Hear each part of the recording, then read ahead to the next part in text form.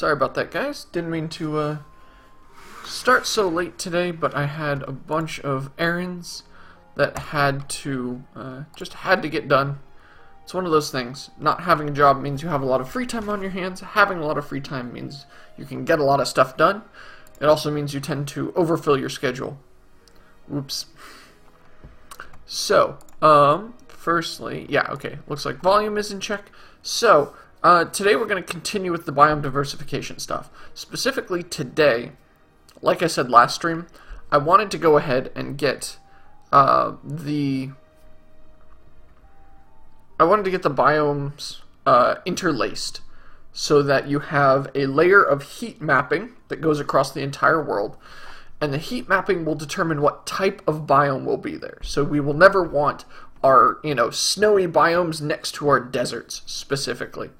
But what we will want to do is have a nice gradient where it goes, even if it's a thin gradient, it'll go mountains, forest, desert, something like that. And then instead of, hot always means desert, hot could mean different things. It could mean humid, so we could put, jungle. It could mean actual desert. It could mean wasteland. All kinds of cool stuff. And then, your medium heat could be stuff like plains, like forests, like swamps. In fact, swamps could even be closer to the warm or hot end of the scale, because those tend to be pretty humid. What else was on my list? Either way, lots of biomes, and lots of biomes stuff. I had notes around here somewhere, and I seem to... Here it is. Yeah, warm deserts, savannas, mesas. Good list of things here. It's kind of in line with the Minecraft style of biomes, but it's also different enough that it won't generate the same kind of terrain. Urban Mango asking a really good question of whether heat is going to be a gameplay mechanic. Unlikely. I'm just using this to generate some interesting terrain, and also to make sure that the terrain is varied enough that it's not boring. Now, that said, you bring up a really good concern in terms of the fact that I would be playing with something that is... How do I say this? I'd be playing with something that's not gameplay related, right? And I should be working on gameplay. I should be getting this into a playable state so I can put it in your hands as viewers, and you guys could then tool around with it. So maybe this biome stuff isn't so important. Maybe. Let's see. I'm going to pull up what else I've got kind of sitting here on the list of things. You can see the bugs list is getting longer and longer as I add more things to it. So cameras would be a big gameplay thing right now. Cameras have a lot of stuff attached to it, but they're also really meaningful for gameplay. So that's one thing that's kind of on the list. Create job state machines. I'm still working on the cool state machine stuff. So if hydration turns into a mechanic that I would want to, or into a stat that I would want to simulate, it definitely would be something that I'd want control over and would have the biomes fit in for. I'm not really sure if I want that much information floating about, if only because you start to make the simulation so complex that you get to Dwarf Fortress levels of micromanagement, or even if it's not micromanagement, it's still more work than I want it to be. It's even something that the AI would have to take care of. So the AI would not just have to say, am I hungry, but also, am I thirsty? And we start having to fight with stuff like that. Now, that said, that is kind of a big impact, right, of survival, is can we find good water, and can we keep a good supply line of water running?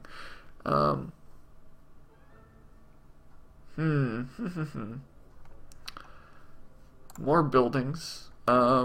Radio tower, kitchens, quarters. Quarters are kind of high on the list as well. Giving them a place to sleep. That's kind of important.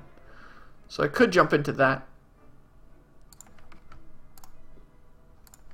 Let's see. Saving the world. By which I mean serializing the world. Woodcut and tree felling sound effects. Very simple thing, but that's also... Do the new trees... That's a good question. Do the new trees... And I'll pull up the new trees, because they're very pretty. And I like to show off when I can. The question is, do the new trees have controllers? I think they do, because he's wandering around hunting to probably cut down a tree. Let's see here. Controllers. No, it would be in world generation. Sometimes you just kind of forget things. And when you do... Okay, yes, I am attaching tree controllers. Cool. Implementivore asking, do I have any Visual Studio extensions? I got really used to having Visual Assist for a while, but I don't have any of those anymore. I just haven't really found a huge need for them. Visual Assist is kind of nice, but they've also started building a lot of Visual Assist features into Visual Studio. Granted, I still am... I wish I had Visual Assist at times, but I don't feel such a huge need as to go out and get a copy, because it is a renewable license, I think, for Visual Assist. I think it is. Free trial, purchase. Yeah, I'm curious what their licenses look like. Yeah, ooh, it's $100 for a individual license. Yeah. And it's only for 1 year. It's $100 per year. It's not even just $100 straight up. I'll pass. If I were a student or faculty somewhere, I could get it for $50, but no. Do I have a sound designer? Not at the moment, no. As it turns out, having other people on the team costs money in one way, shape, or form. And right now, they wouldn't have a ton of work. Right? Most of the stuff here are little simple things that I can do. And I don't need a whole separate person just to do that. So for now, no sound designer, no side artist. I'm just buying art assets and kind of slapping them into place. I mean, as you guys probably saw, there's not only the new trees, but the ground has actually a texture attached to it. Here, I'll change the time of day to make it a little more apparent. What? Time of... Yeah, it's time of day. Oops. 10. There we go. There we go. Ground texture is now a little more apparent. Granted, it's just a global ground texture that's just spread across the entire terrain. And water has its own texture too, so you can now more easily see it wiggling and waving about, which kind of makes its uniformity a little more obvious, but it's not the end of the world either. It's very pretty though. Gets the job done. Also, you notice it's the same texture between desert and plains and forest. Like, that doesn't change at all. It's just cell color that's changing, which isn't the end of the world. So, let's see here. What are we going to do? What is today's tasks? I say tasks multiple because I have a fair bit of time today, and I'd like to get a lot done in my Trello to-do list.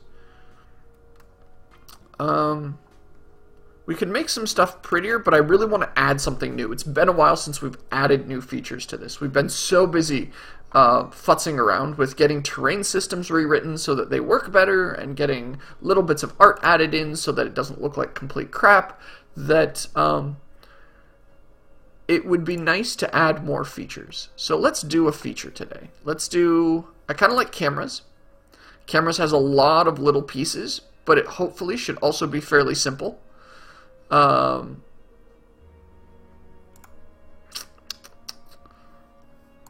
We could also do quarters so that they have places to sleep. That would be kind of nice as well.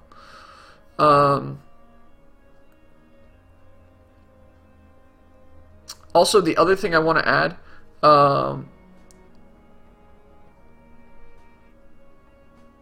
is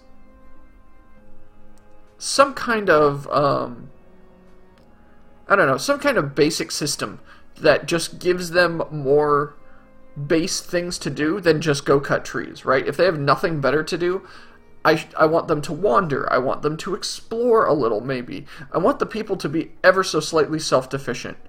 Did I really say self-deficient? Self-sufficient, I think is what I meant to say, in case I did misspeak. And yes, English is totally overrated. Let's do quarters. Quarters come first, right? We've already got the art. We've got the logic in our head. That should be fairly simple. So the question is, we need to find a way to mark people as homeless, and then once they have a home, we say, okay, good, you've got a house, you now are attached to that house and need to go sleep in it when you get tired, instead of just passing out in the streets. And we can add a little bonus and say, oh, well, you've been, sleeping in a house makes you recover your stamina faster than sleeping outdoors does. So the homeless people won't just straight up die or have bad things happen to them. They just simply won't be nearly as productive as those people who are sleeping indoors. And then we can add population counters to houses and all kinds of stuff like that. So let's do that. Let us do that. So the first thing I'm going to do, I'm actually going to pull up one of my folders over here with my environments in it. So let's see here. We've got specifically housing. So very simple, very base thing. There we go, rotation. Whoa, and of course it's not centered, so we're gonna have to do a little work with this, obviously. Blender, come here. We have to make sure that our art is kind of engine ready, unfortunately. It means there's a small step between not just having art, but also having art that's accessible to the engine. So we are going to import our, where is it? Downloads, models, and I guess we'll just pull it out of the master set of all of these.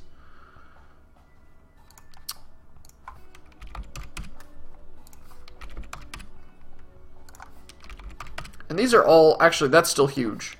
Sorry, let's size that down a little further in Blender. Make sure that this is something accessible to us. And I made some tweaks in the Blender script that actually exports things to the engine so that the Blender scaling and the engine scaling are now synonymous with each other. If I export something from Blender, it should fit in the engine at the same scale, which is cool. It's great. How many monitors do I have? 2. Just 2 currently. If you ever see me glance, so this is essentially my monitor 1, and then I have monitor 2 kind of off screen in this direction. So when you see me glance off to what is my left, I'm usually reading chat or staring at documentation or whatever else is on my second monitor, such as your comments right now. So, okay, houses. The houses are the ones we want. Now, I like these simple little ones. So let's just scoot ourselves over here. This is probably the easiest. What's the difference here? This looks like it's in worse shape than this one. I kind of wish I could see the textures slapped onto this really easily, but I've been having some trouble getting Blender to do that, so let's see here. Show textures in Blender. Can I do that quickly? In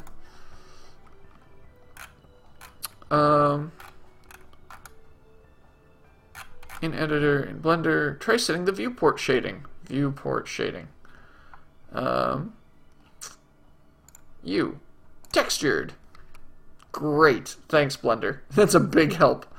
Okie dokie. I guess we need to make sure that our UVs are showing up correctly, or that our materials are set correctly is the other thing.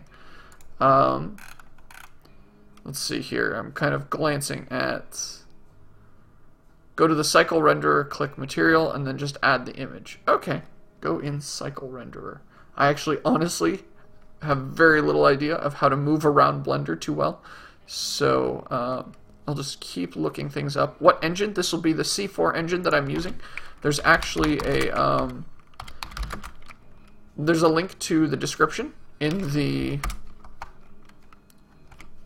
stream description. There we go. Words. I swear, I'm trying to think of them. It's kind of difficult to talk and look things up all at the same time. Cycle rendering.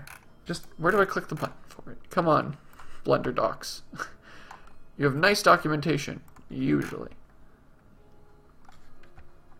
Because I could have sworn it was, let's see here. Not you, not you, not you. Here. So it's got the UV map. So I know that it's got the correct UVs still attached to it. Texture draw.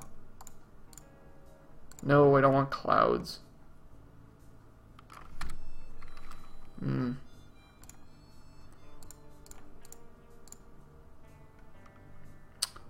So I don't know if this means it has no material attached to it. Look, on top it shows Blender render. Change this to cycles rendering. Then click the material and add the image. Well, Dutch, I'll just call you Dutch. Dutch Lanes? Dutch.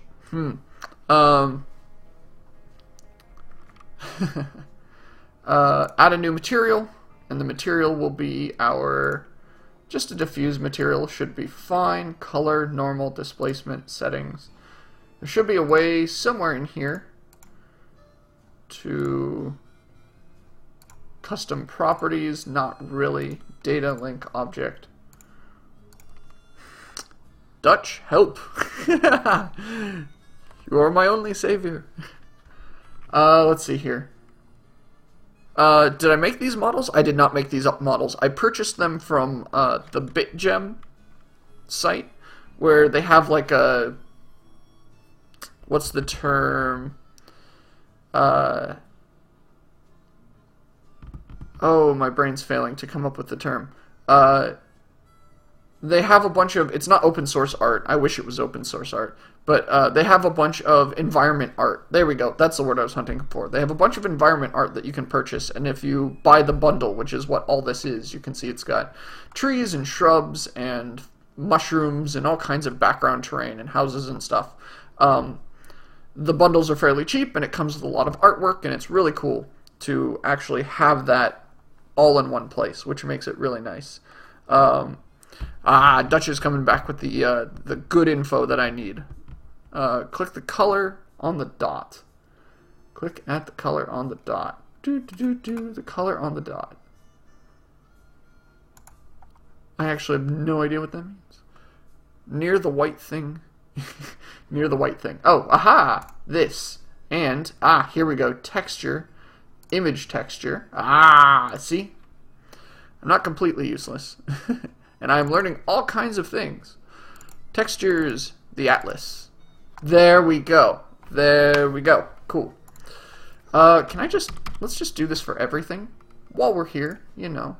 Material, color, image texture, this, which is in my downloads folder, which is in here, textures, this. Now, okay, so we can see the difference here, right? We've got our ramshackle house, and we've got our nicer looking house. Interesting indeed. Okay, I wonder if it also does the alpha, or if some of that is just new texture. Color, image, open. Ugh. I should not have to do this for all of these. I really wish I didn't, at least. Interesting. Okay, so it's not doing the alpha on some of these, but we can... It gives us a good idea of what it looks like. It's good enough. We know when it gets to engine that it will look fine, as is, so we don't really need to fight with it a ton. Image texture... Transparent? No, it's just an image texture. Just diffuse. Good enough. Good enough. Okay, so, cool. We've got ourselves doing alpha in Blender's annoying, then I'm not even going to start with it. We will just go on and get this. It's nice enough that we just have this as is, right? I probably shouldn't switch between my orthogonal and perspective formats because that kind of messes with how you see it, right? Anyway, kind of like the ramshackle beat up looking one with the tiles about to fall off the house and everything. So let's go for that one first, and then maybe if you upgrade it later, we'll make them look all nice and pretty and reinforced. So first, we're going to crack open a new version of Blender here where we delete everything.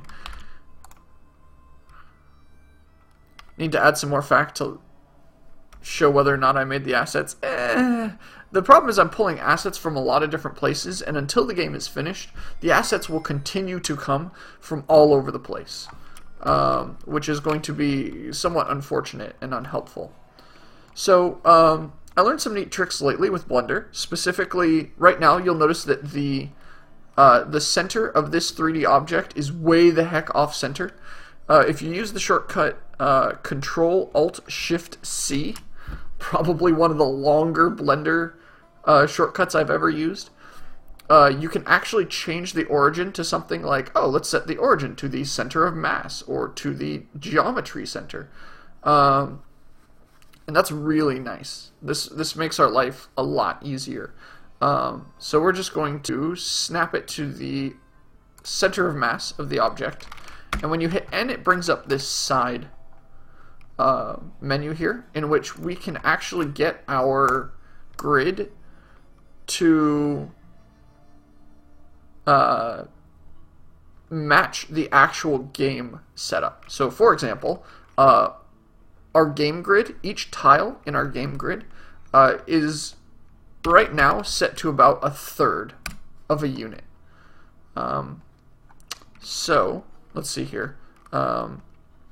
Let's also take this object. When you select an object as well, you can play with things. You'll notice that we have like dimensions. This is the dimensions of the entire object, and we also have the location of the object. Now that we've recentered the origin, we can actually slap the location back in one place, and you'll notice that because we use center of mass, that it's actually putting the house underground quite a bit.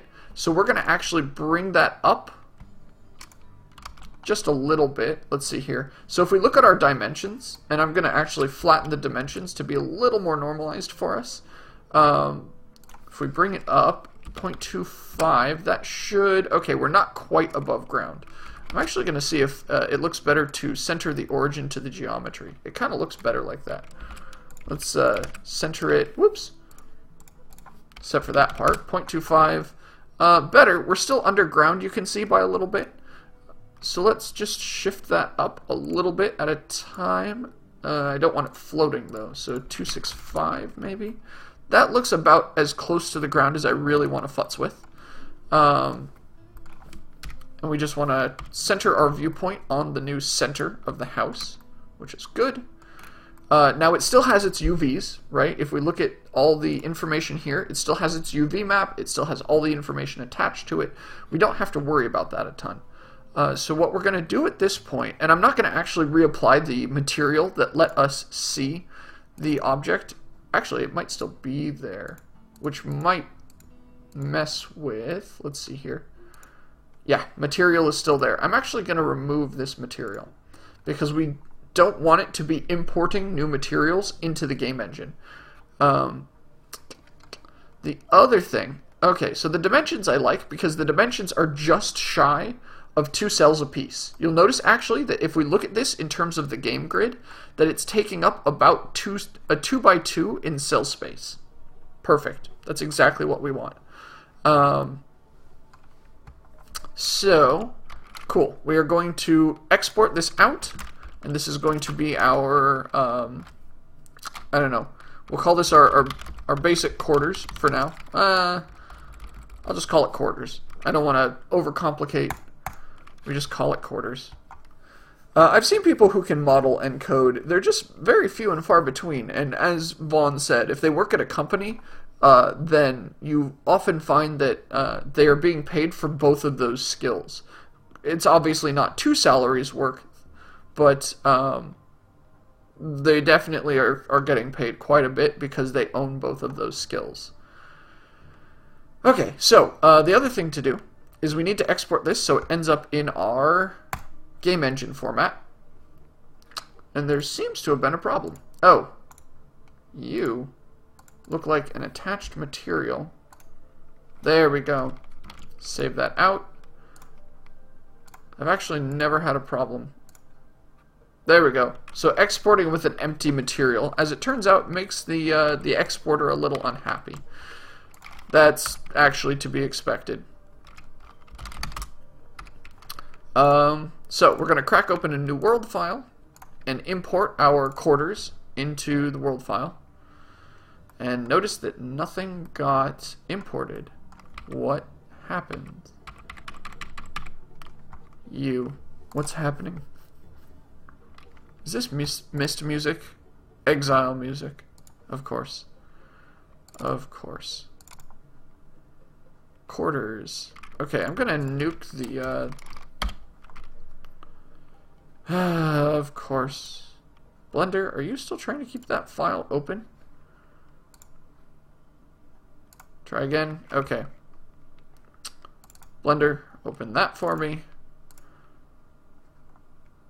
So I'm guessing this is not a well-written exporter, because what it did was, and this is a coding thing I can show off, is it kept the file handle open.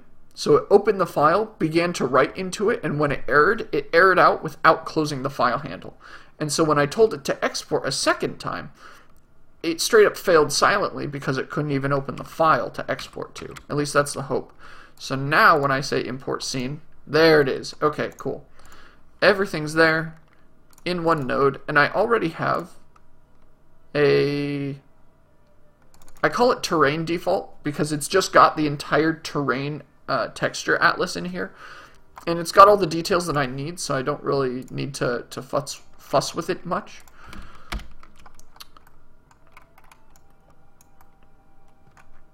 So here we go. We've got, it looks a little dark because there aren't any lights in the scene.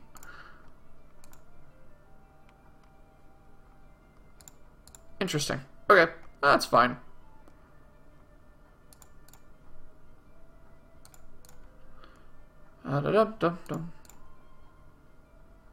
Okay, looks good. That's all we really, really need. And I apologize for the constant sniffling I've been doing. I still have a completely stuffed up nose, and I have no idea why. Tried taking, what is it, Claritin, the allergy stuff. No good, at least for the most part. We'll call this quarters. And something to keep in mind that I didn't really realize until recently is that if we export this to a model node, it actually doesn't get instanced inside the engine. And instancing is a very powerful tool that can be used to replicate data around the world without huge costs to draw or even do some of the rendering on. So I'm actually not going to push this so far as an actual model file. Even though it's in the models folder, it is a static object that has very simple logic attached to it. So I'm not actually going to go so far as to go through and like hook up a whole bunch of stuff to it. We're just keeping it very simple right now. It's just a single piece of geometry that is attached to a node, and that's it. Everything else will kind of attach on as necessary. So we've got our quarters model. Like, that actually means I can close down both of these instances of Blender for now. So let's see, what else do we have? So we've got the model in. We need some panel control so we can actually edit this. Whoops, wrong one. Panel in our build window.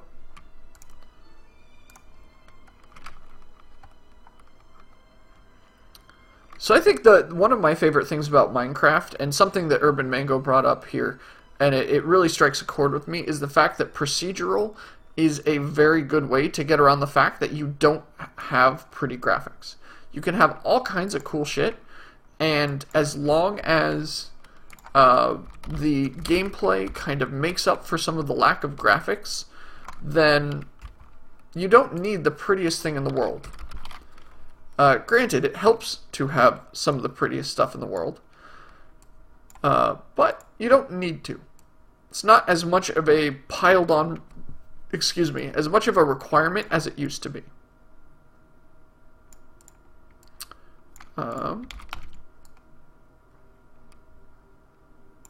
There we go. And this will be our house button. Or actually, I should keep names right. Our quarters button. Because eventually we want to have different types of quarters, right? You want not just the most basic stuff, but we also want like anything from a tent to a house, or to like a shack, to an actual house, to like a big tenement, right? There's a bunch of stuff that we really want that we kind of want you to be able to build up in. So, let's see, quarters, alpha blend, yeah. And I think all I need to do is change its name. I guess I can change its string as well. Villager quarters. And we'll keep the texture map because it's all just programmer garbage that's going to sit in place until the prototype is done. So we've got that. What else? What else do we need? We need the game tool, right? Obvious next piece of information.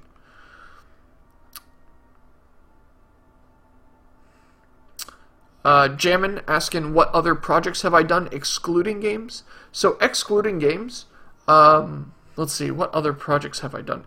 Excluding games is the hard part because most of my passion lies in gaming, and so my non-gaming projects are somewhat few and far between. I had I was one of the major contributors to the Cloudlift system at OnLive. Trying to think of what else I've done that isn't games related. Other non-gaming. Yeah, see, this is kind of where my experience falls flat on its face, right? I've done a lot of layered file system work. That's about it, though. My non-gaming experience is pretty thin. So it's not like I have a lot to contribute in that sense.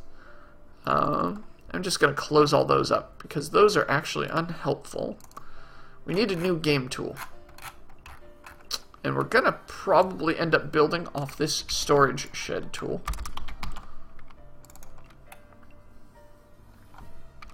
Except this will be our quarters build tool.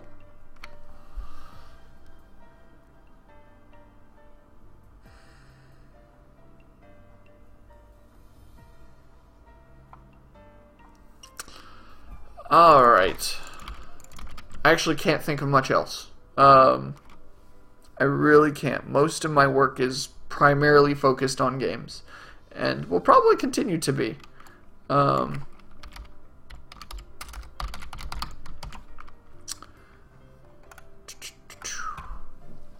So I'm kind of tempted, because these two will be sharing just as much code as they can, to make a like build tool, because because building buildings or building tools to build buildings will be a very common thing that what we want to do is we want all the common code to end up in a base class, and then we want to push all the little tiny changes that we actually need out to something a little more obvious. So I think what I'm going to do, instead of a quarters build tool, what we are going to do is we're going to take this storage shed build tool and swap it into a building build tool. Maybe we'll call it a construction build tool. Yeah, we'll just take out build out of the name. Just a construction tool. That will be easier. And the construction tool, its main job here is going to be any building I hand it, it should be able to take care of. And when you click, it should do the various footprint checks. And when it's doing other things, you should be able to quickly and easily kind of set aside the information needed and build the right tool. Or not tool, sorry, build the right building. So we will rename this our construction tool, and this should be a little more interesting. This will be a little crazier of a change. Partially because we have multiple widgets. I started to put an M word on that. There are multiple midgets that are going to be running this tool.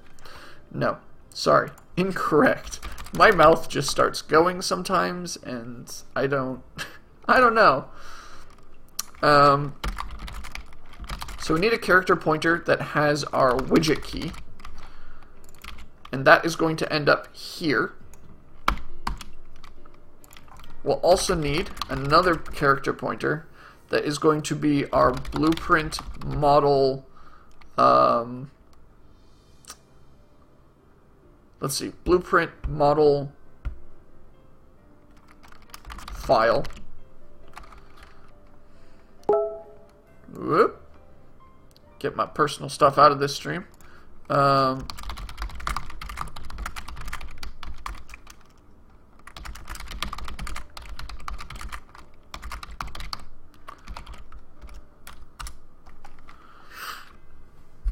Sorry, I've got guests coming over because they are going to GDC. I am not going to GDC.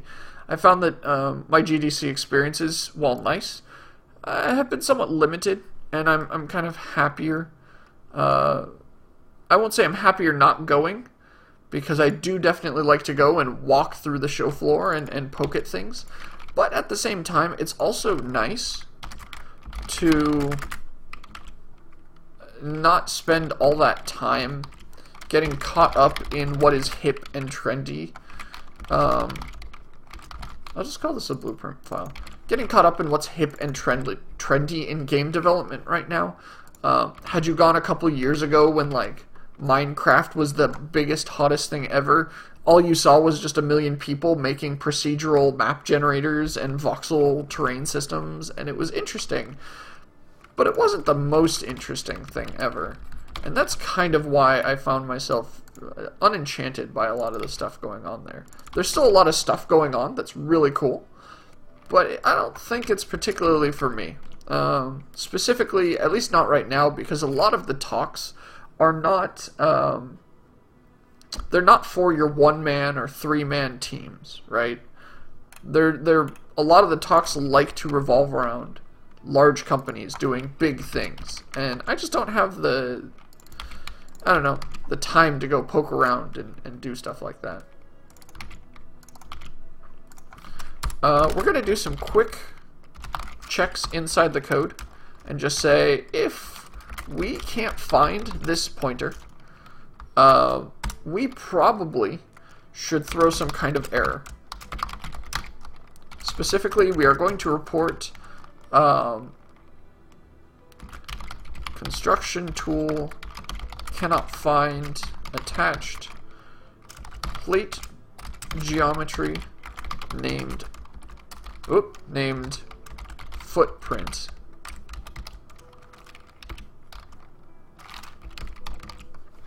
So when you engage the tool, we want to make sure that the tool that is getting engaged can find the bits and pieces that it needs to, and if it can't, we need to make sure that we are correctly handling that situation. Specifically, let's see here. So when you go to engage it, if you cannot engage that tool for one reason or another, maybe we should return a Boolean. That might be one thing to do. And the Boolean would say, don't actually select this button. When you click on it, don't do it. That's one possibility. I actually don't. Okay, we also need blueprint file, const character pointer, model file, or I guess we'll call this the instance.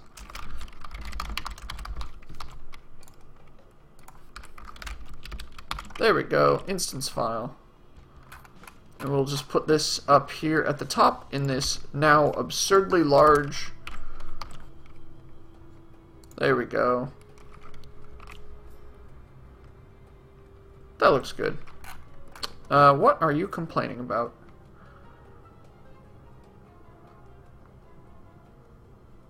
Really? GameTool doesn't have a, Oh, it's not constant. Sorry.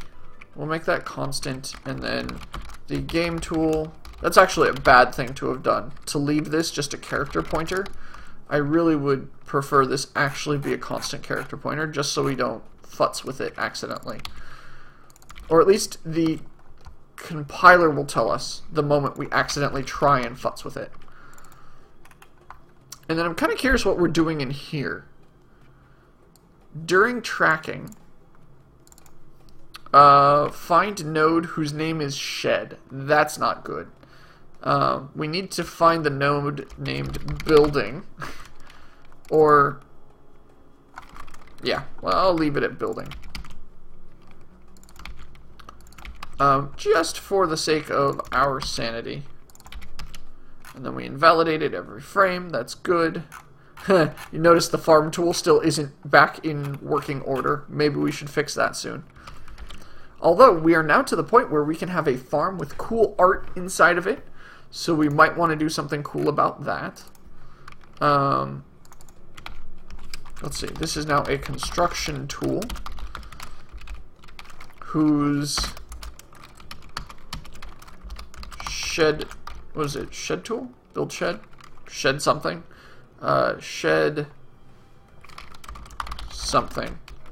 Who takes a blueprint file of shed something and an instance file of shed something. I don't know if this is actually right. This is actually probably really wrong. I need to double check all this stuff. But first things first, it does compile. We need to look at the panel again. Shed button. There we go. Shed, not shed something. Shed button. And then the blueprint file is the, where is it? Data, game, model, ghost shed. Which we honestly should rename this to something else, but we can futz with that later as well.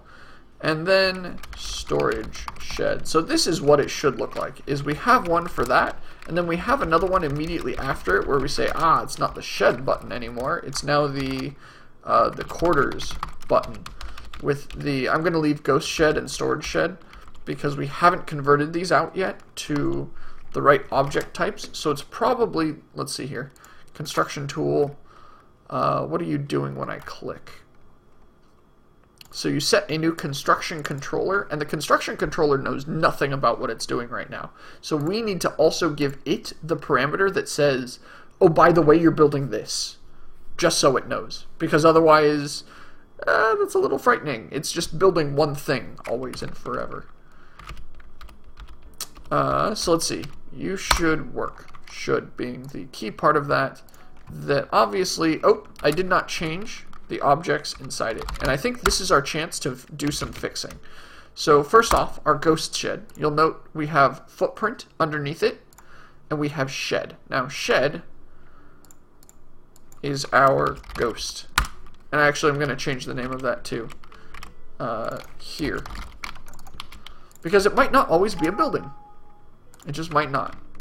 So we have our ghost and our footprint, the two pieces that matter the most when we're trying to place a building. And it looks like we have some really cool ghost material attached. That's good to have. And you'll notice I didn't update the model file. In fact, I'm going to go so far as to take the ghost shed model and completely nuke it right now. Because, and here's the thought, the models have skin data attached to it. They are meant to be animated in some way, whether it's basic IK, whether it's a built-in animation, or whether it's some kind of animator running on it. They're meant to have animation data. That's all. By cutting out that animation data, that not only saves us space, but it also saves us the actual ability to kind of the ability to use that same instance of data all over the place. So it allows us to copy and paste essentially the vertex data. When we hand it off to the GPU, we don't have to hand it a copy of vertex data for every single object existing. We instead just say, here's what a shed looks like. Please put a copy here, here, here, and over here. And that is obviously a lot faster than some of our other systems would have been. So let's see here. Game tools, yada yada. You are not going to use a generic geometry. We're going to try something crazy and new. Specifically an instance pointer, which will be our building ghost. And new C4 instance is going to be the...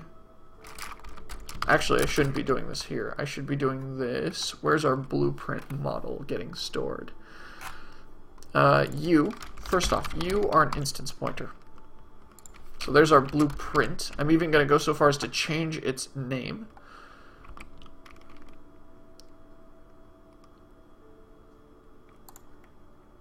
So, blueprint, blueprint, blueprint. Ooh, is there no find node?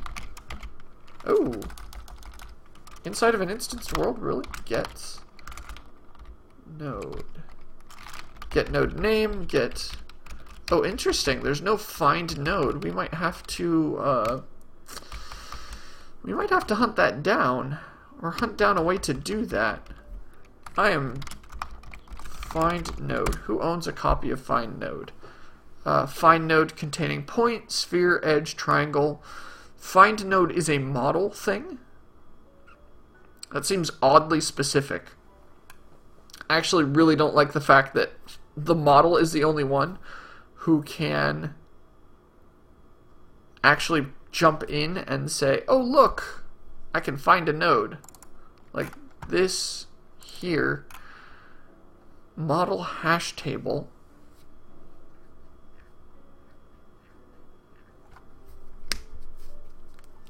It's just interesting that it doesn't have this, that the model is the only one who has this hash table of nodes attached to it.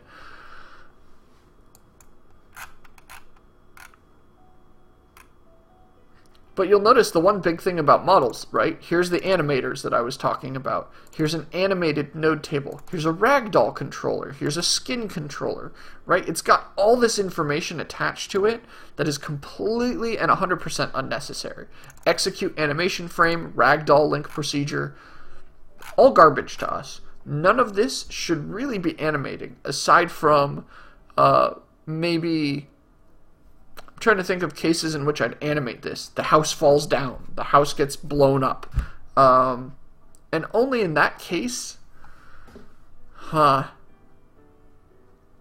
actually kind of makes a good case for keeping this at...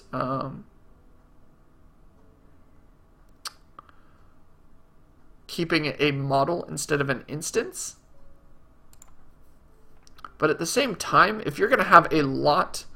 if you're going to have a lot of these houses on the screen, I'd really rather they be instances if I can help it. And I can always swap them back later. So we only have to... You know what? Forget it. We're not going to do the extra work right now to swap that out. We will keep this at a generic model, and we'll just keep going.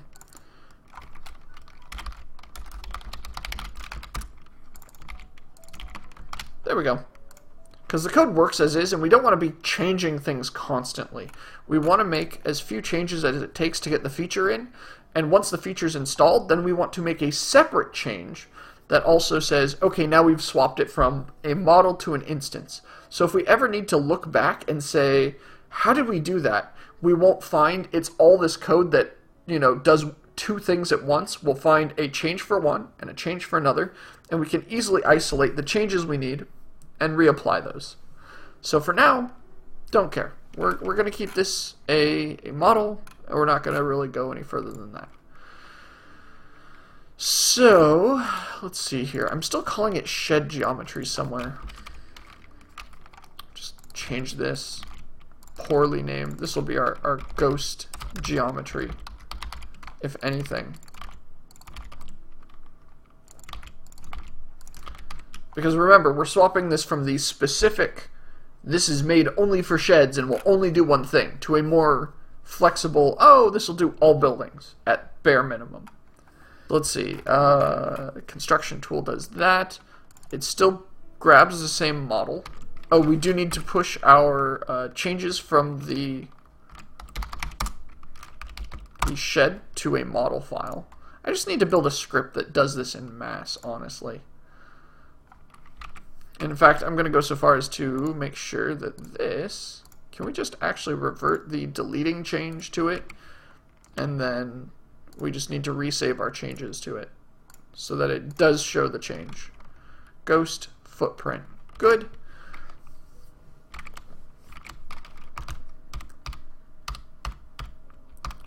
There we go. One of these is a test world. So here it is, and I can... There we go. Something like that, right? Nice, simple, easy, getting done.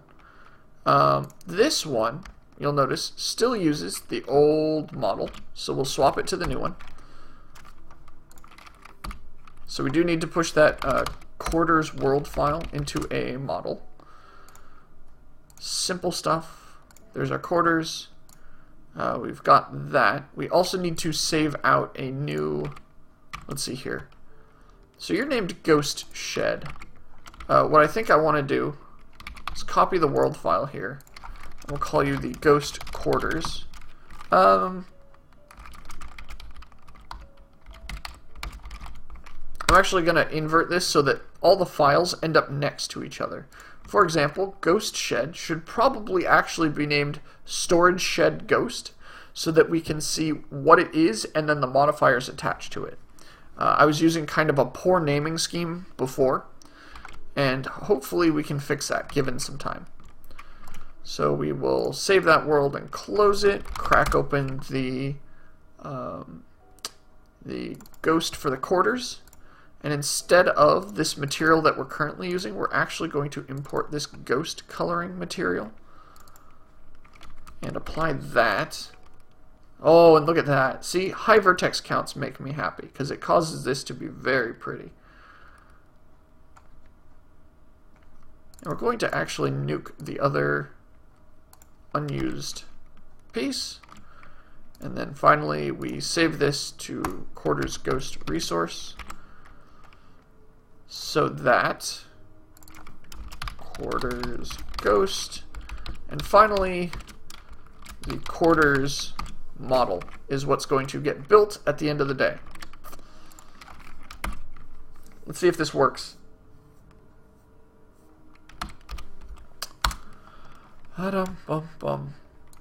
So, still not loading in the right file. That's not a good sign. Quarters ghost, construction tool. Ah, here's, okay, problem number one. Blueprint file. Also, we need to make sure that, you'll notice before, it existed in the model folder, or we had to specify it was in the model folder. So that needs to find its way out here. So does this, I assume.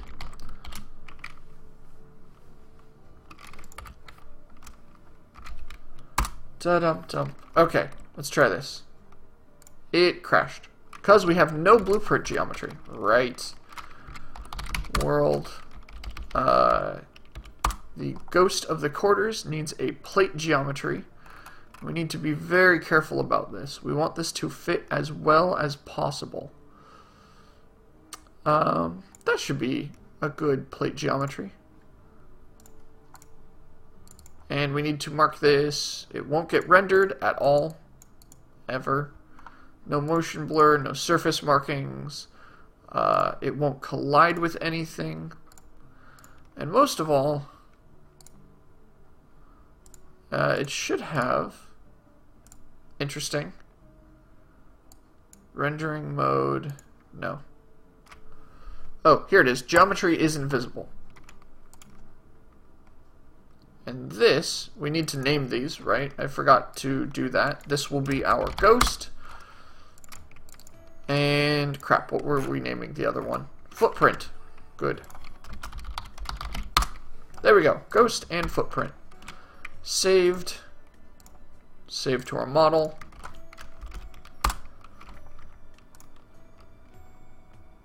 Oh, whoops. I've seen this bug before. I think I left geometry turned on for the ghost.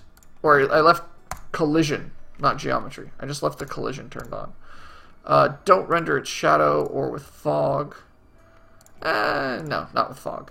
And no motion blur surface markings. We're just turning everything off for this sucker. The problem was each frame, it was moving towards the ray because it kept colliding with the ray. Easy problem to fix. Pop. There we go. Much better. And when I click, construction platform. Now granted, the construction platform is boring and is actually probably going to end up building it's going to end up building the shed still because we have no controllers or any way to tell the construction controller, hey, here's what you're building, by the way. So we should do that next. Also, we should get it so that the guy does not go chopping wood so we can test all this out. So let's hop into our AI real quick and just say that, you know, if you don't have anything better to do, don't go cut trees. Please don't. Just don't. We'll just have you return a null pointer if there aren't any jobs going, so that he will just stand there until we tell him, look, go build this thing. At which point he goes, build, build, build, build, build, storage shed, because we did that. Because that controller still doesn't have any binding to the actual thing it should be building. So, construction controller. Not just work left. Probably some kind of string. And the string should say this is our file that we are going to build, right? We'll call this the final model file. Model file. We don't need a final for now. Constant character pointer model. And can't think of anything else. Certigs, this is just good old-fashioned Visual Studio. Visual Studio Pro, specifically. I know I've cut off the bar at the very top that tells you exactly what it is, but it's just Visual Studio. I guess that's what I get for cutting off that bar at the top, to give me a little space here at the bottom to put today's task at. Oh, and I forgot to edit my task. We're not actually doing biome diversification anymore. We're actually adding buildings. It is good old 2013. There's your info. Yeah, 2013, update 4. Good stuff.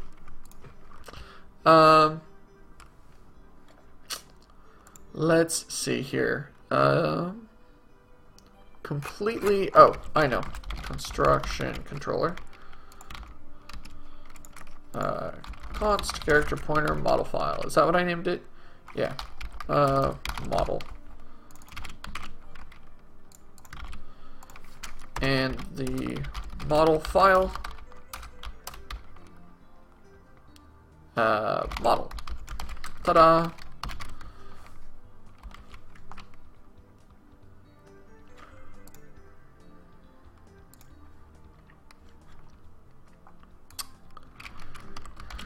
Construction controller should then do its thing, and when it's done,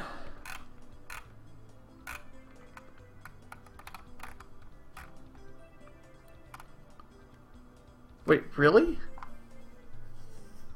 What is this construction controller doing? It registers the job, and then the new construction logic kicks in. And we say, do that, and then build structure. Okay, this is backwards. This is actually somewhat incorrect. So the AI should not be the one setting down a new model. That's completely wrong. What we should do is this right here, let's see here. So what we need to do, oh gosh, yeah, that's ugly, holy heck. So when the model is complete, when we're done building it, let's see, how do we do this? When you click, puts it down. When he registers the job, we register a job using the target node given. And then the AI should say, I'm done. Kind of throw its hands up and say, done. So what we need to do is inside this move, here's our problem. Okay, this should be our model file. Firstly, model structure node. So get super node. So what is this structure node? Is the curiosity here. So structure node is the target node.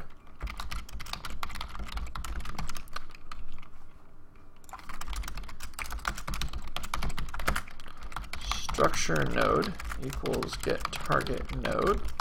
There we go. So we get the parent, we take the parent, we append the new subnode to that parent, and then, let's see, we attach a new, oopsies, we need to fix that too. You'll notice we're attaching a storage shed controller to whatever model gets created. That's not right. We also then set the node position, and finally we should be deleting the structure node, which will also delete ourselves, which is fine. But for the AI should not be doing that work. And the reasoning is, if the AI is doing all the work on that, the AI needs access to a lot more information than we really ever want to give them. In fact, we shouldn't... the only reason that we want to make sure that the construction controller, that the AI has access to the construction controller, is that we want to make sure that we can tell how much work we have left. And in fact, what we could even do is we could go so far as to say, we're not even going to give you a controller. We're just going to give you a function to call when you have done work on this. We will decrement the work ourselves, and we will let you know when you are done building something. And then when you are done building something, we will tell you, and you can pick something new to do afterwards. That would be an honest best case. At the moment, I'm not going to do that, because that's got a lot of event-based stuff in it, and I'm not really attached to it. I do like the idea of swapping it into a function, though, just some basic observer callback that says, hey, I'll tell you when I'm done. Because you'll notice that the AI, because it needs to know how much work is left, we need actually the AI to have access to the innards of some of this controller. And that's not good. Because the AI should never be determining state changes other than for the object that it is attached to. So it should only be able to say, hey, I'm doing work, I'm doing work. And then the moment the AI is done doing work is only when the building says, hey, you're done. You've built the building. You can go find something new to do. At which point the AI goes, oh, okay, and just kind of wanders off and does his thing. I like how I had the walking upside down. Okay. Sir Tiggs asking, a good game engine to make first-person 3D games? Honestly, if you like what you see, the C4 engine is fantastic for first-person. The big problem with C4 is that it assumes you have very good knowledge of modern C++ stylings and features. So the problem with C4 is that they expect you to know a lot, and they expect you to code a lot to make your game work. Not the end of the world. It's good for programmers like me who enjoy programming for stuff like this. It just makes it a little more difficult if you, say, want to get designers and other folks in, or if you're new to 3D or new to C++, it gets a little difficult. Seeing as how your language choices are C++ or C#, yeah, I mean, C4 is not the worst engine I've ever used. It's a little far behind and advances somewhat slowly because there's only one engine author at any given time. But still, how it goes. Unity is another way to go, but I can understand ever so slightly a dislike of Unity. It's just kind of messy sometimes. I don't find it limiting. You can do a ton of stuff in Unity, but it's just a little messy. That's all. Anyway, let's see here. So this should do the proper work now, at bare minimum. Construction controller. Oh, we need to give it our... Where is that? We have a blueprint model, we have a widget key, a blueprint file. The instance file I don't think is being stored anywhere. So we're just going to create a string and say, here's the instance file. And blueprint file, and then instance.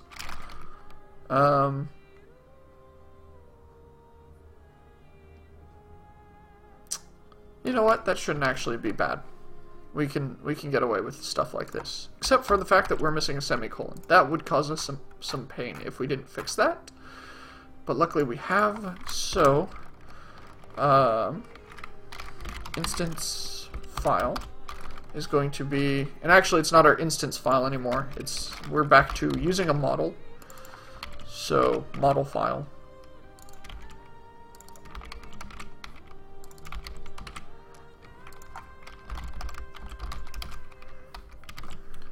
And lucky for us, the compiler is smart enough to realize that by putting an initializer into the constructor, it knows we're using a this pointer, essentially, on the initializer.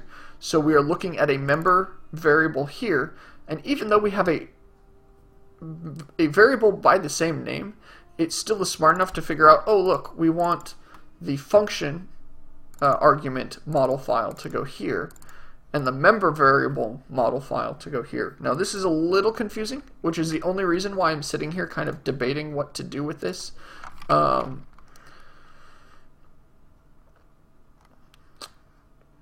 Build file, model file. I mean, model file is fine. It's the model file, our build model file, and we'll just name this our build model. There we go. That should be easier and better.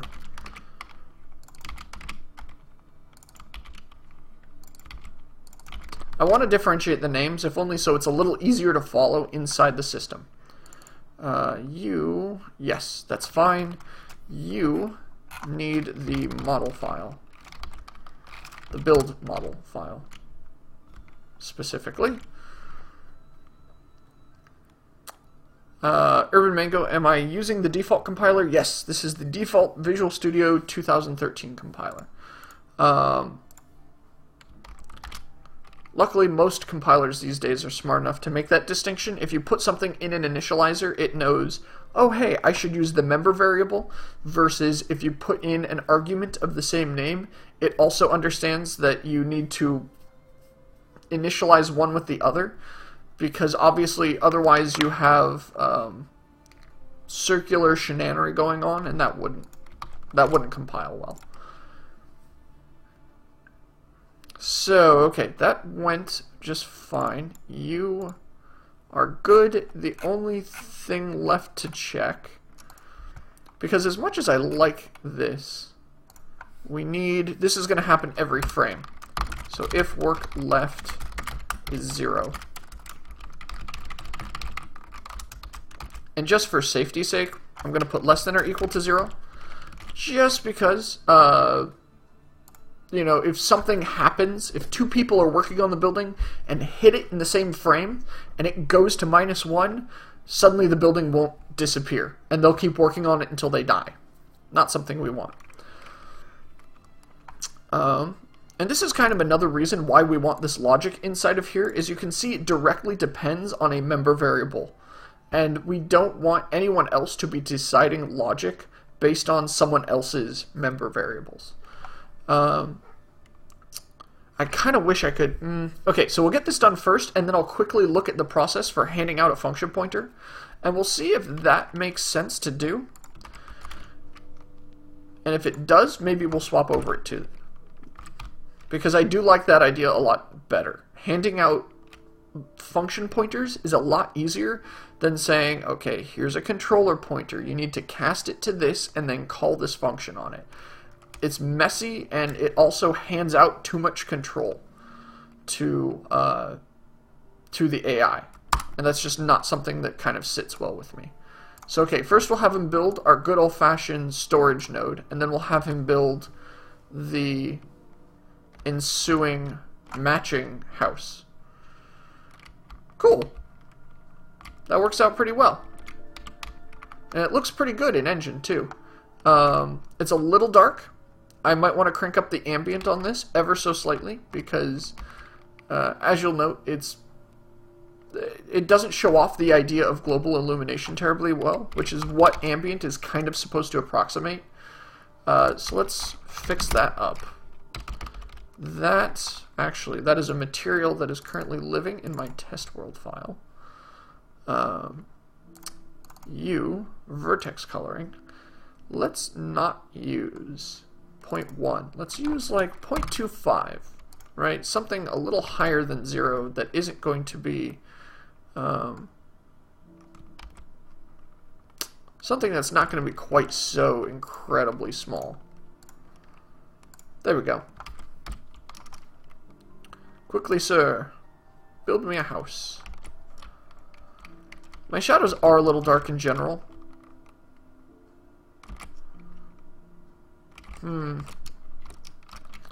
Granted, we're still working on gameplay stuff, so I'm not too terribly worried about it.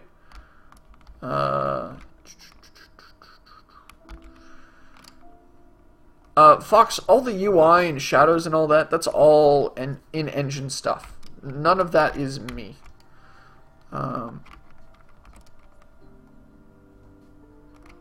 And you guys are right, those do look pretty dark. Like, look at this, you can't see a darn thing on this side. And that's kinda, It's kinda heavy. You can't really get a good form. Whoops, I did not mean to close the engine like that. World, test world. What happens if we crank this up really high? Just for the sake of trying it.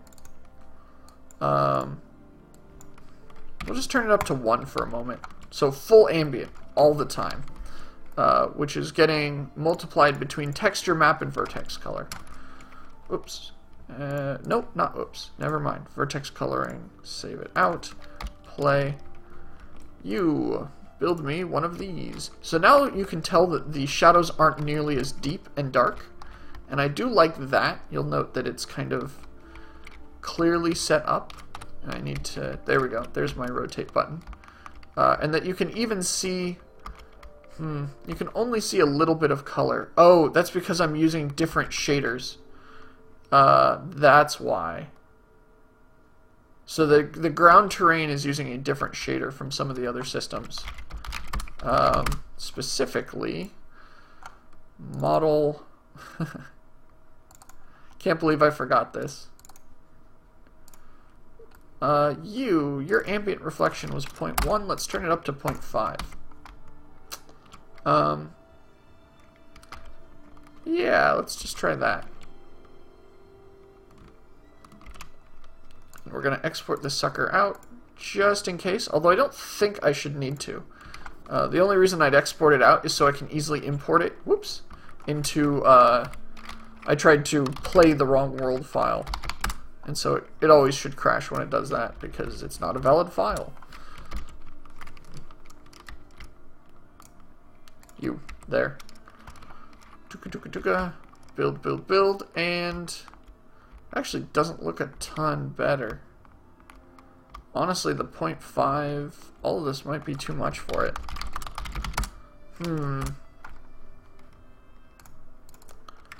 And of course, I keep opening the wrong file. Model. Oh, it might have been because I did not push the model to a world file correctly. Let's double check that the shader got its modification though. Yeah, there's the 0.5. Good. Save. All that data is in there.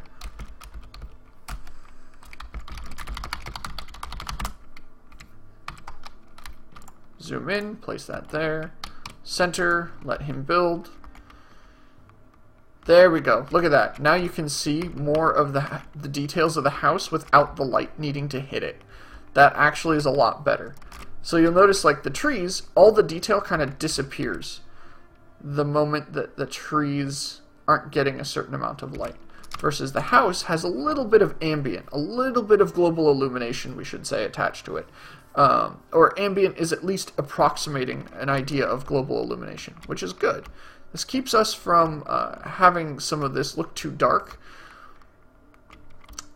The only problem is that when there is no light hitting these objects, such as when the time of day, I think is sitting around the like 18,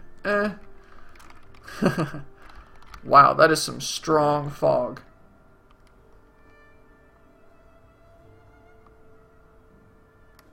That is some really strong fog. I need to figure out what's going on with that, because that's a little bit much. That's like way too much even. Look at that, bright white. Not happy. What is going on here? Quarters. I have no idea why that fog is so incredibly insane. What happens if we render it without the fog? Because that bright white was just not only distracting, but just ugly. Set our time of day back to 18.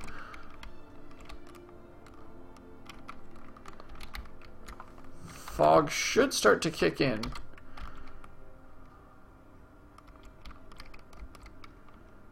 You can kind of see its effect hitting the other objects. But now this is completely unaffected. It's like it's drawn on top of the fog. Man, I really can't win, can I? Why do the trees look nice and this not? That's my question.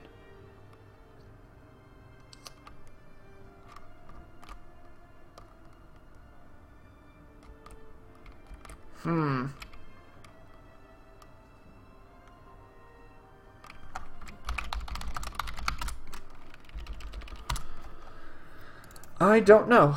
I guess is the only answer I really have at the moment. I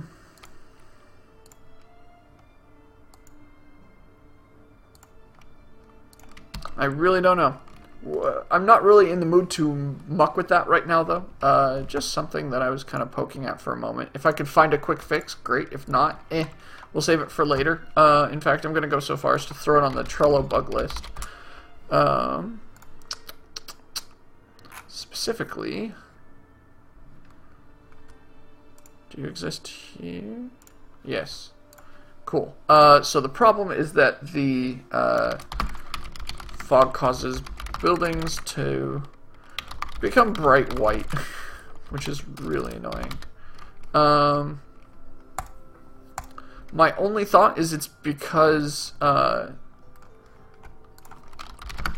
okay, one last quick check on something. Jet editor, this shader specifically. We turn this back down to 0.1. I'm kind of curious if it's the ambient getting multiplied back and getting too bright.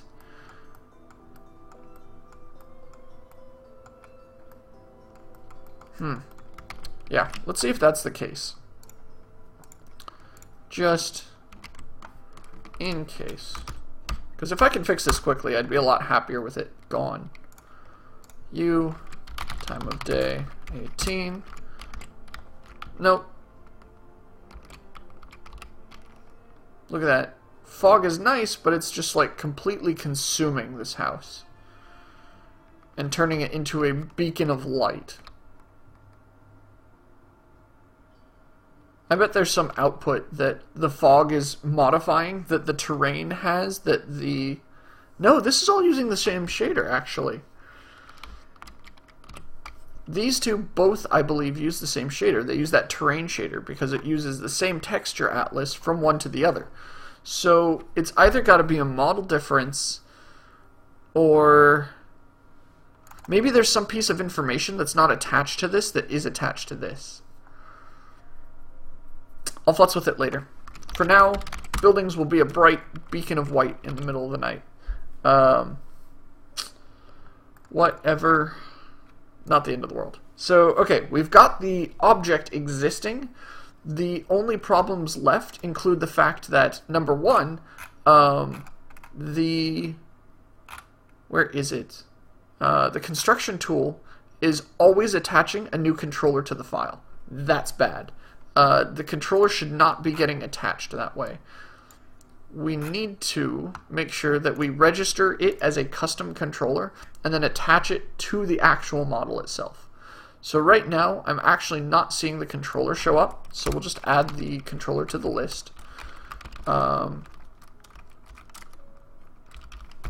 static C4 controller registration for the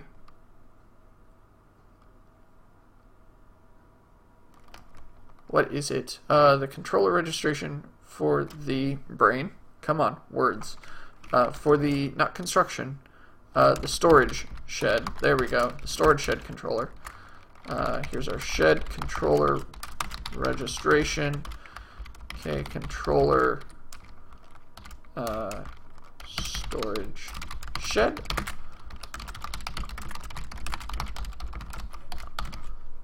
There we go.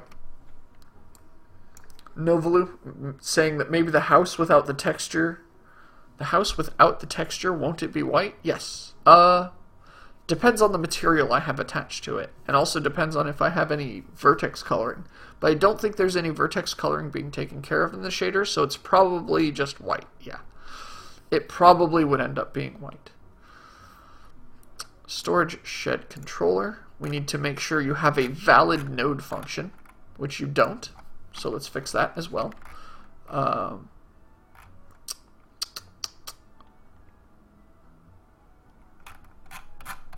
Somebody else here has to have a valid node. There we go. You. It's a public function. Got it. I'm actually going to put it up here just because it's separate.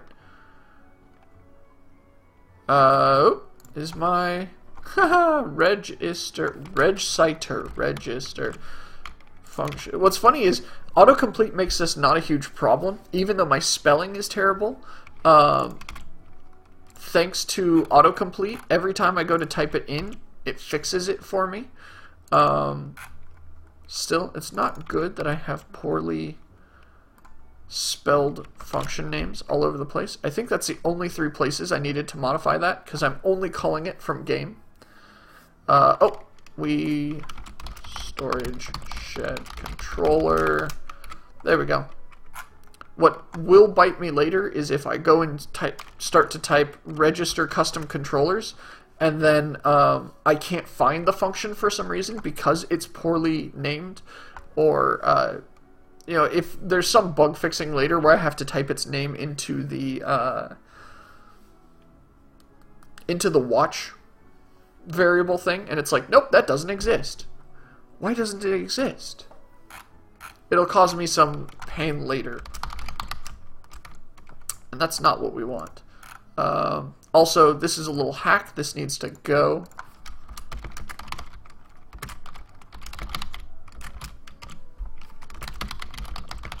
I'll just put a remove me eventually marker on it so that I will not forget to leave that there, or not forget to remove that before I push this game out to something further. For now, I'm just using it to give you some kind of initial ingredients to play with once the game starts. Store item, retrieve item. Nope. Bool storage shed controller. Valid node. And it takes a node pointer, I believe. Yep, a constant node pointer, but it is a node pointer nonetheless. So return whether the node whether the node type is a geometry, I guess, is the only thing. Generic geometry, specifically. I think that's what it is. C4K geometry generic. Yeah.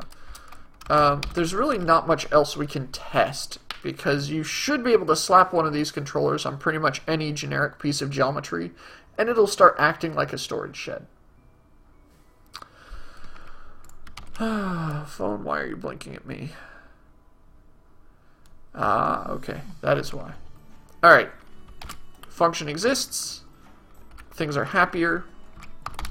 We're going to... Where is it? Crack open the storage shed object itself with my lovely art. God, now I just feel stupidly inferior now that I look at the art I have already in place versus the art that exists kind of in the game. Ah, mine's just so ugly. Oh well. So, storage shed here. If we look at the controllers... Thank you. It's not in the list. And who is talking to me? Housemates.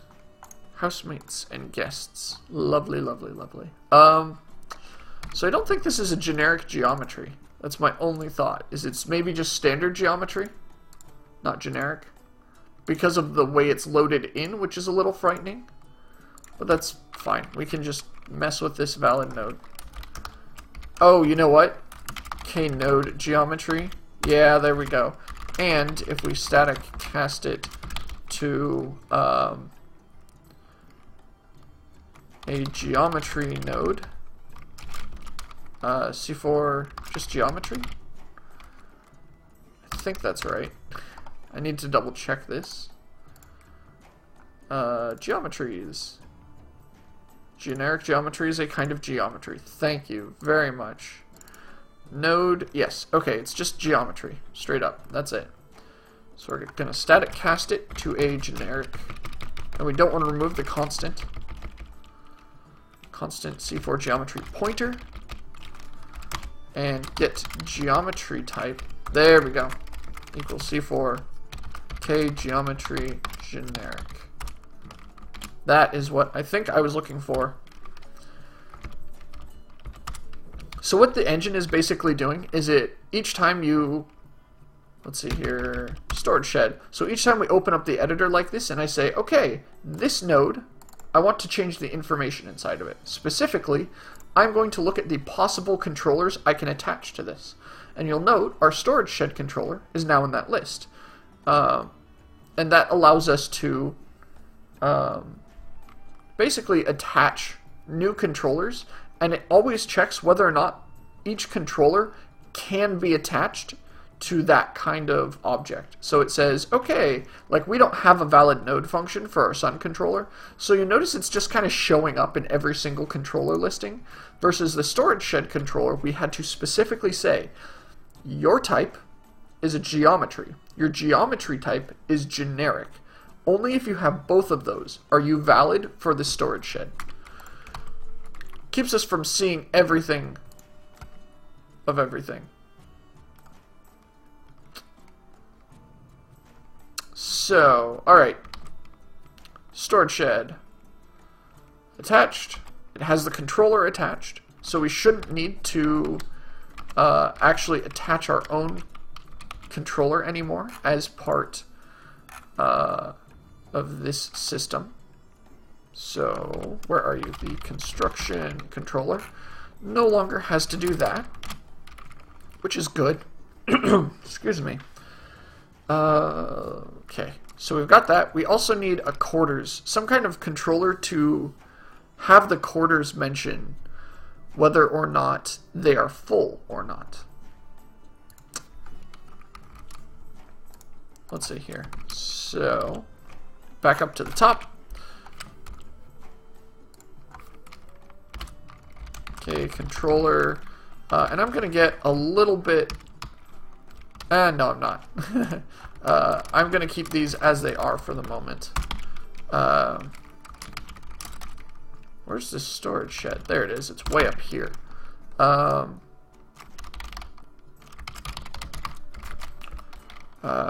Controller quarters. It's not bad. Once again, these are just to avoid collisions. Doesn't really matter any other way. Actually, it's not just to avoid collisions. There's a lot of other reasons we're using the 4 character identifiers here, but one of them is collisions, I should say.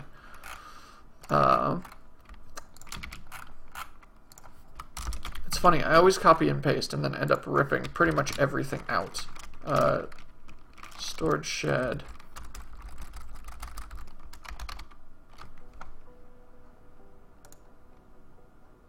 Okay.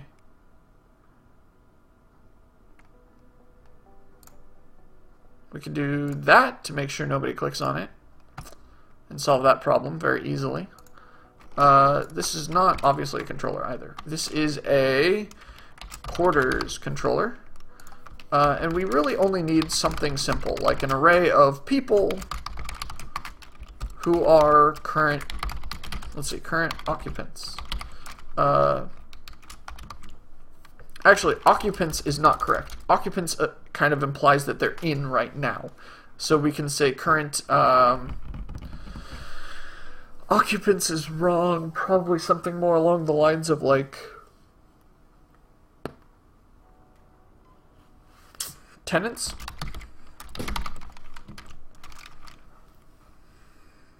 I mean, I guess we'll call them tenants because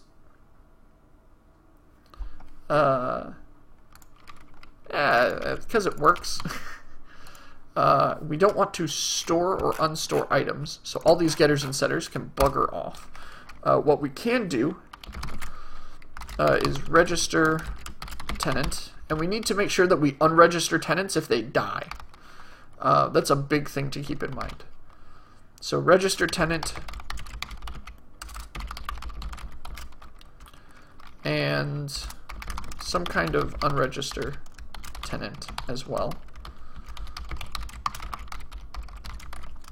And the villager controller needs some way to also understand that he is attached to a place. Let's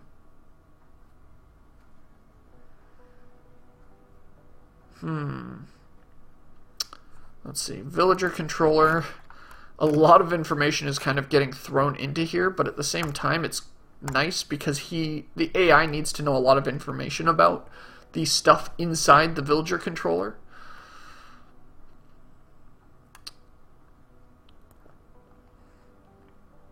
Specifically, let's see, here's the visibility stuff, here's the animation stuff, the current job stuff. Let's put it here, kind of floating among the sleep stats. We can say, oh, how do we do this? Right now, we need to create, some way for the two to reference each other without creating circular links, first off. It looks like the villager controller doesn't have access to the things inside the controllers file, but the controllers file, the controllers file actually doesn't have access to whatever a villager controller is either. It does, but only through AI.h probably, which is not good. If this exists here, I need to make sure that there's an explicit dependency here.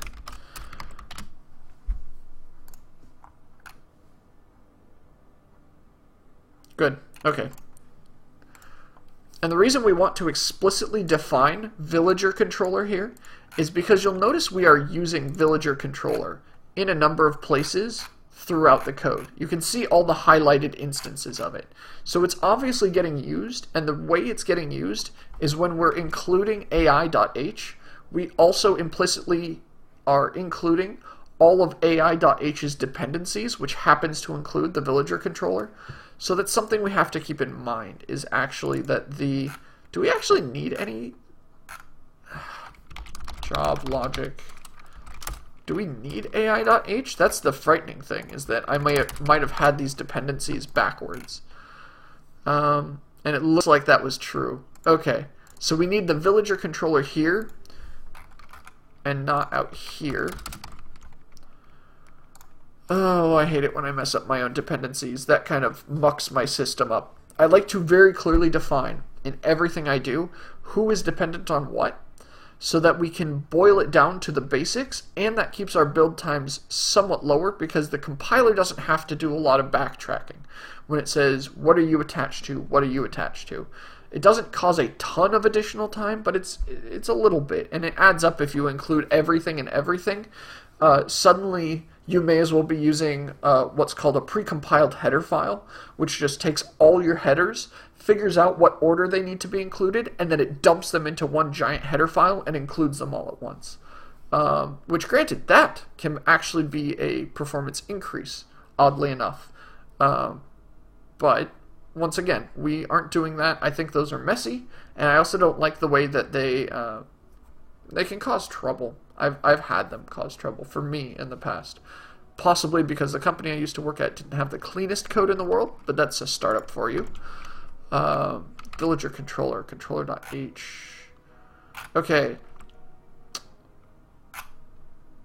So because villager controller can't attach into the controllers files, what I think I'm going to do in here is we're just going to say, there's some controller that you're going to be attached to. And this will be our, let's see, got to get the wording right, tenement.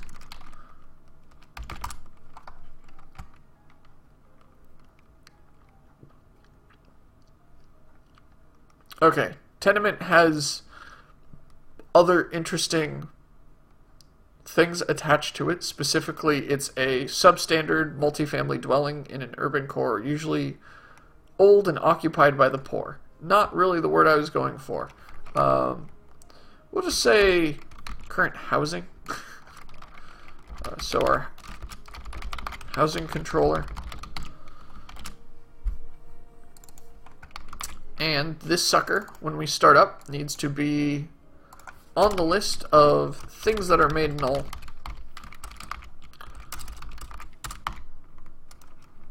There we go. Nope. If I wanted to keep them like this, it's not the end of the world, but it's a little messy. I should keep them where they are in variable order, so that as things are defined in here, they are also in the same order defined in here. Just for the sake of my sanity, if I go to look something up later, it's easier to find. Okay, so housing controller's null, no biggie here. The thing to do is that, so there's an AI change here that I do and I don't want to make the AI change right now, because I'm still working on the AI subsystem, so I don't really want to futz with it.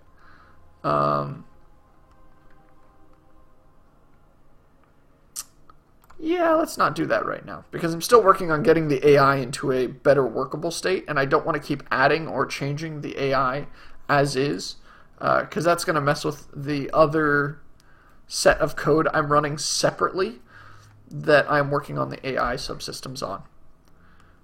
So, let's see here. Controllers, the big thing here is that this, for the most part, should work and should allow us to attach this new tenement controller. Specifically, when it exists, if a guy has no home, he should say, oh, by the way, I need a home, or I have a home now. So, when do we want to check that? If you're homeless, we don't want to check every frame, because that would add a lot of stress to our system. Is there a new home? Is there a new home? Or not even is there a new home. We'd have to scan the list of homes and say, is there room for me? What we want to do is send off some kind of game event that says, hey, new housing has become available. And everybody registered to that will then, in a certain order, say, I claim one spot. I claim another spot. Okay, all 4 spots have been claimed. Stop. No one else can respond to this event.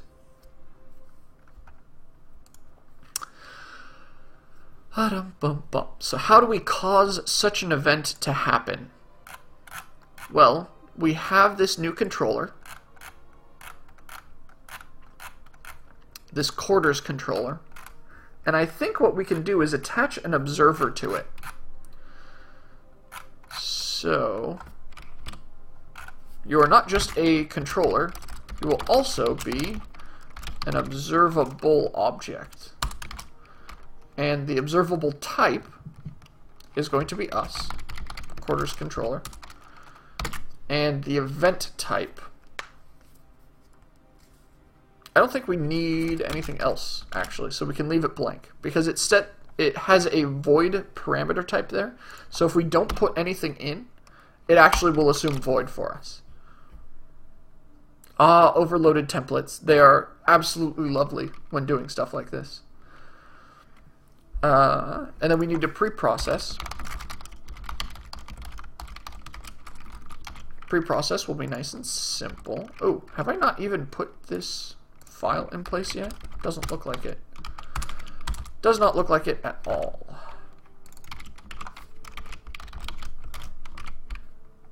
There's actually not a ton to put in here, other than the fact that you are a controller whose type is kcontroller quarters.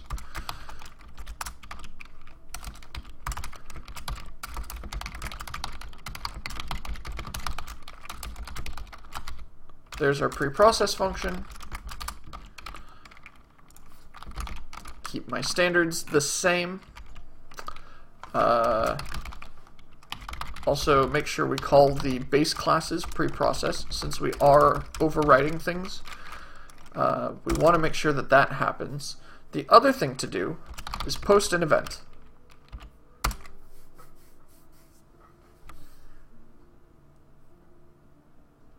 Right? We want to send off an event that says, hey, housing has changed. Somehow. The problem I'm seeing is that right now, the villagers will have no way to know that a new object exists. Unless they immediately, every time I finish building a new set of quarters, I grab every villager and I say, you should register for this new house, in case you don't have one. It's a lot of registration to do.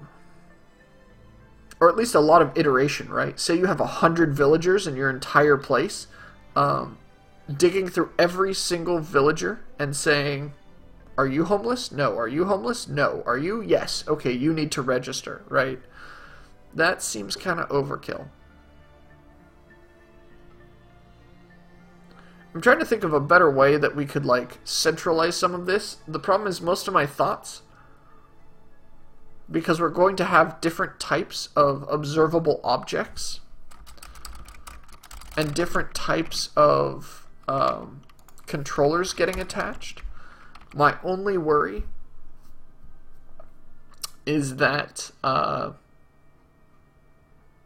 we're going to immediately run into this problem where I'm going to need another singleton. I don't like adding new singletons. I want to avoid that if possible. That, or we could... that's kind of a singleton-esque, though. I don't want to make a single object in the town monolithic either.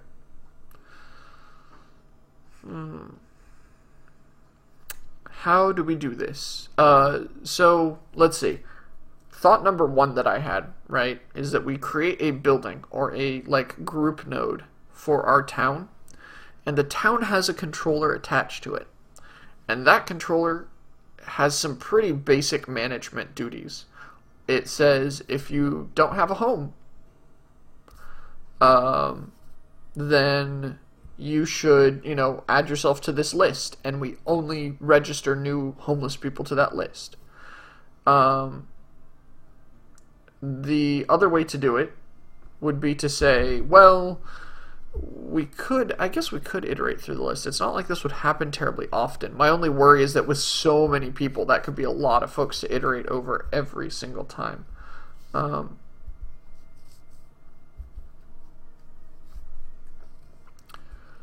mean, so Vess Vaughn actually just kind of said exactly what I was thinking in terms of how to implement this. They put themselves on a list beforehand if they're homeless. that kind of duplicates some information, because each villager already knows they're homeless. I don't want to also have a list of homeless people, but then again, Thorena saying, to have a home is a basic need of your people, so it's their job to register to the controller.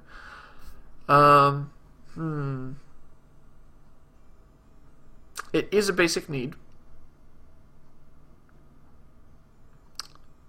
And it is their job. A person needs a building, therefore it is their job to register to the controller. That sounds right. I kind of like where the logic lies in that. If you think about who should be in control of what's going on, a house should not reach out to people and say, "Come to me, my people," and draw villagers in. It should be the person's job to say, "Aha, I have the, I know I have a family of size X, or I know that I am me, and I also know that I am homeless. Therefore, I should probably wait for a home to become available and then put that out there." So it makes more sense to have the person controlling themselves than it does to have the house reach out and grab people and pull them in, right? These aren't monster houses. The houses shouldn't have a ton of logic here. In fact, the quarters controller right now, it doesn't even have a move function. We're not even doing per frame stuff. The only thing in here is that it should probably cause some kind of function callback that says, hey, homes have become available, and whoever has the list of who is homeless should then proceed to jump in and say, hey, the list has been updated. Here's 4 people who can now have a new home, or 8 people, or whatever. So the question is, do we want to create a homelessness list somewhere? Or do we honestly just want to kind of go the processing heavy but data light version that says, we just look at all our villagers. We don't really bother with anything else. Also, where is easily accessible? That's a thought I just had. That I didn't realize I might need until now. Input tool can go away. AI can go away. Villager, let's see here. Where do I have a list of villagers? I don't. That's another thing to keep in mind. I don't have a list of people anywhere.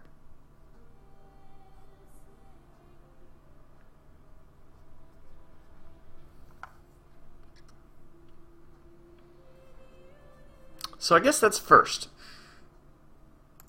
Either I build the list of villagers, or the villagers list themselves. I like that better. I like the villagers list themselves. So that means they have to register with something. And what are they registering with? A quarters controller, let's see.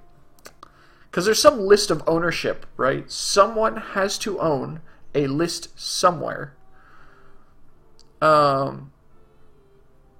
Whether or not, essentially, they have a home.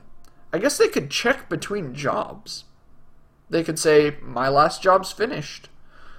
Am I homeless? If so, check the list of homes, or attempt to register myself with a house that is open between jobs. That would be the other way to do it. If we look at, let's look at their, right now their AI is stupidly simple. That's the thing.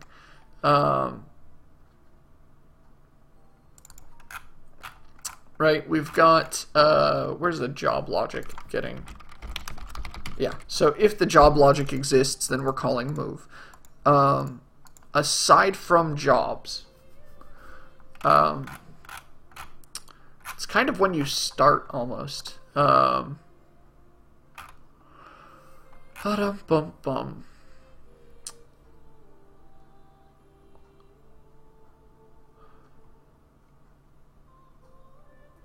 So what's the timing, and also who owns this, like, group of homeless people? Those are what I need to know.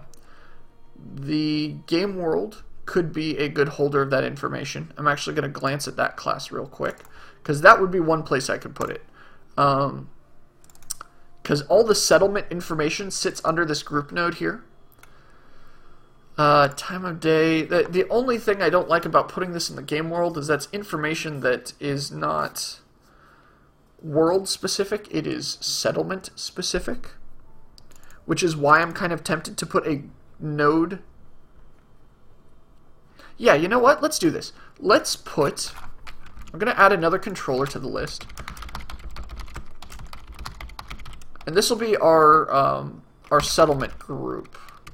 And this will kind of contain random information about our settlement, specifically a settlement. Doesn't have to be player controlled. Any settlement can have one of these, and it's a central group for this settlement that has information that is only attached to that settlement. So that, if we add multiple settlements and have them trading or talking to each other, a person won't get a notice that a settlement a million miles away has a new open house. They don't care.